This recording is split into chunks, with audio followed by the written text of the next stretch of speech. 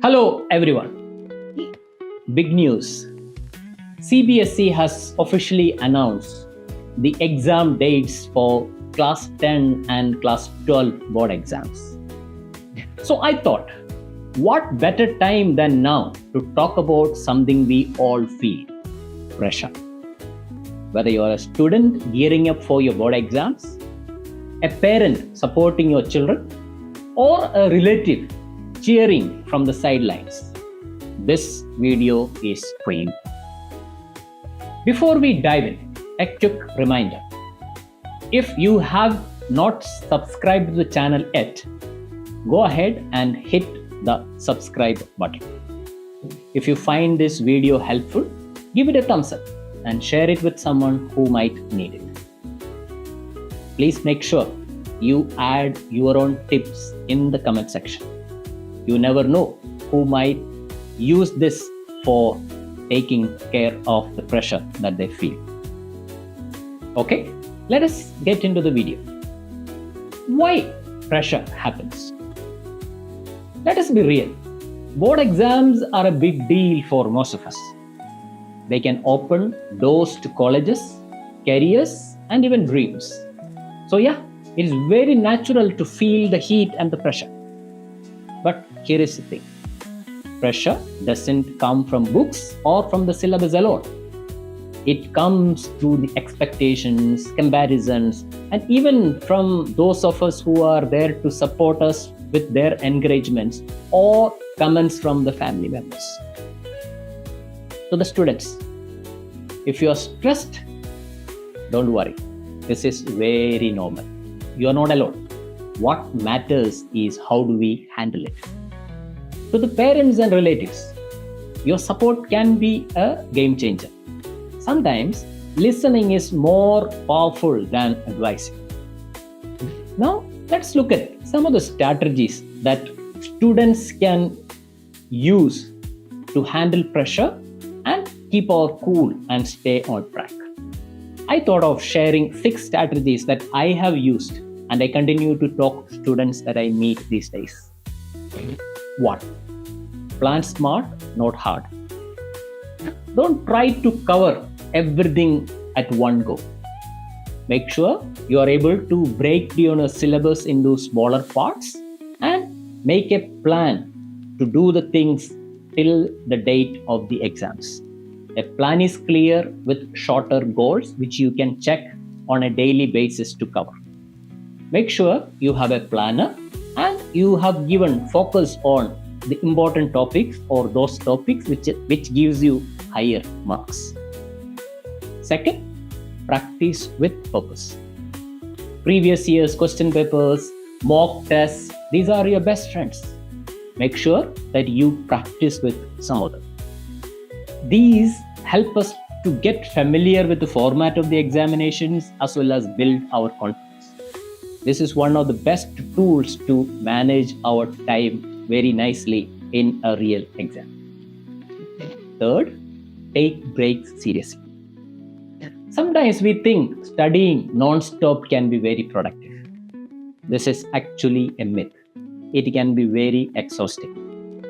Our brain is not capable of giving full attention or concentration for more than 20 to 30 minutes, depending on some people. If those who have got very good focus and attention, they may go for up to 40 minutes. After 40 minutes, make sure that you are able to take a 5 or 10 minutes break and then do the studies again. Fourth, make sure that you move your body or use your body with some physical activities. During your break, instead of going to a digital device, use a quick walk, do some body stretches, or even dancing to your favorite song can reset your brain and come back to your studies with much more enthusiasm and focus. Sleep is not negotiable. I've seen students who spend sleepless nights to complete their portion. thinking that studying for long hours late into the night can be very productive. Friends, remember, our brain requires rest. It is important for us to take rest or sleep properly to remember the things that we have studied. So make sure that you get 8 to 9 hours of sleep every night. Finally, the sixth point that I want to talk about is to take it out or talk it out. If you're feeling overwhelmed or feeling the pressure, make sure that you are able to speak to someone. It can be a friend, it can be a parent or a teacher. Not to find out a counselor or a psychologist all the time. What is important is that you are able to open up to someone and share what you feel with that person. Talking your feeling to someone else or talking what you're feeling, expressing what you're feeling to someone else can give you fresh perspectives and bring the pressure down. To the parents and to the relatives, it is very good that family support is important for students during this period. Your support plays a very big role in this phase of students' life. It is important that our involvement in this process is not adding to the pressure. What are some of the things that we can do to reduce pressure rather than increasing pressure on students? I would like to talk about 5 tips for the parents and relatives. First one, be a cheerleader, not a coach. Celebrate the effort, not just the marks. A little encouragement can go a long way. Second, skip comparisons. Every child is different. Comparing them to others only adds pressure.